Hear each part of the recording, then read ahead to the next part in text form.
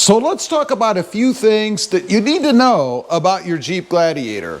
Whether you're a brand new owner or maybe a seasoned veteran out there and you just happen to forget. First off, the case. There is a case you may have noticed that comes with your Jeep Gladiator. The purpose of the case is to hold the freedom panels on the top should you decide to take them off. These things, believe it or not, are pretty fragile. I've actually had some in the past that have chipped on the edges because I wasn't careful enough with them, I guess. And underneath this paint is just a white kind of fiberglass or plastic. It's probably a composite plastic looking material. So it stands out really well, particularly if you have a black Jeep Gladiator. Now, mine is stored in the house. It probably should be inside the Jeep Gladiator, but it's not. Mine is sitting up there on the shelf. That's what it looks like. It unfolds into some big giant thing, and you can put your freedom panels in there to protect them. I highly recommend using that unless you're going to sit them somewhere that they're not going to be impacted by anything else. Next up, the jack.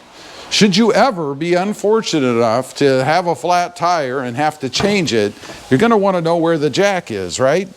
Well, it's located right here. You can see it right there. I know it's kind of dark in here, but it's right there underneath the seat, and it's strapped in, has everything that you need to be able to jack the truck up and change that tire. Now, speaking of changing the tire, how do you get to the spare, I guess? Well, the spare, of course, on the Gladiator is stored in the back underneath. It is supposed to be a full-size spare, unlike what Toyota gives us with the Tacoma. To access it, you go to that tool kit that's inside that I just showed you, and there's a long set of rods you put together, and then they give you a slot. You may have noticed right here. Well, behind that slot is an opening. You slip that tool in following the angle of this slot, and it will go inside of like a cone and fit into a slot that you can then unscrew that spare tire down. It's pretty easy to do. You're going to have to turn it about 1,000,000 times to get the spare down, but it does come out. I've done it many times myself just to kind of test it. And it doesn't hurt to give it a try. Make sure that you know what you're doing so that when you're in that stressful situation somewhere, you'll know how to lower the spare.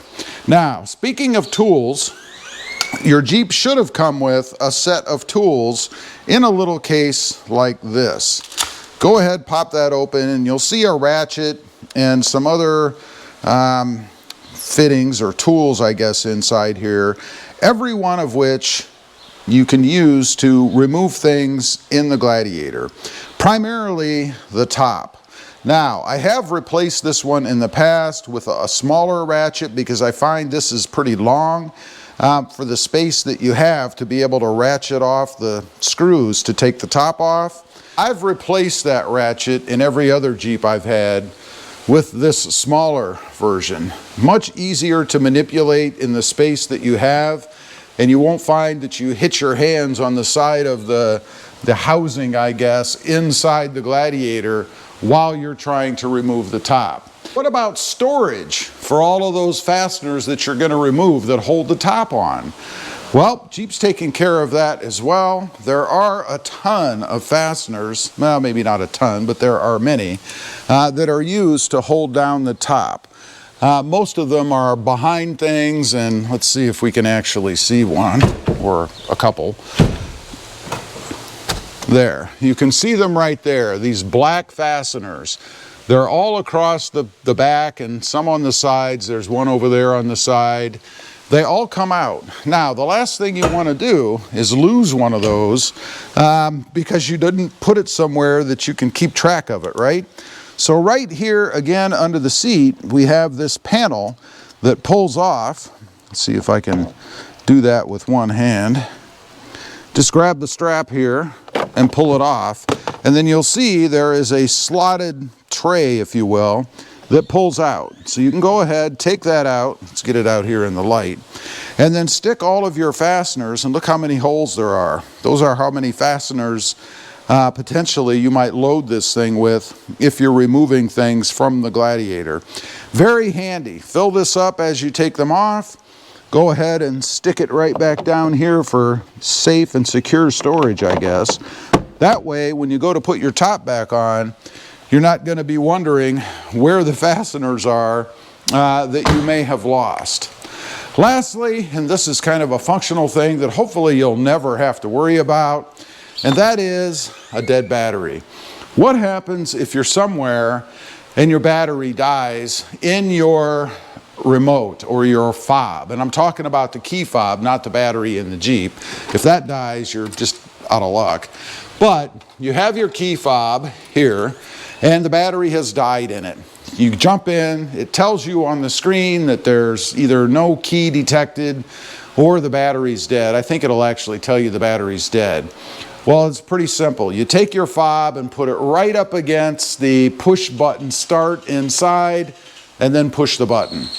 There is enough juice left, or at least radiation. I don't know what emits from this thing, but the system will recognize your key and the Jeep will start.